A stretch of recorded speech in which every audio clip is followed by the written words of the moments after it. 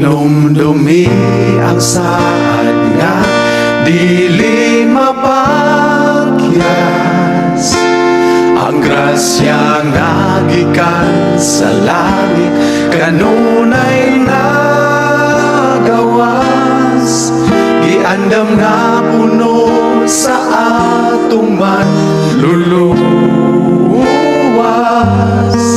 gikan sa tuburan gaway pagkaubas,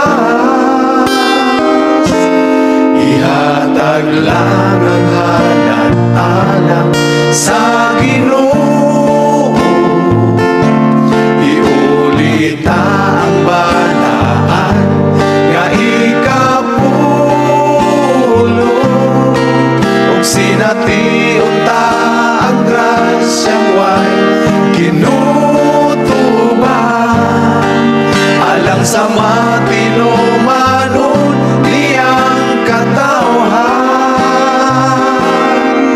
pagkamatinumanon sa kinabuhi,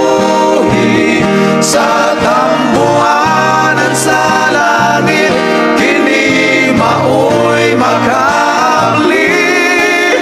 ug ibubo na ang panalangin nga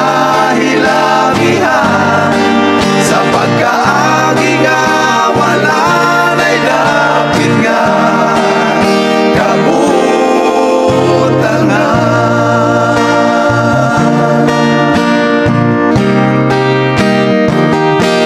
Tapuson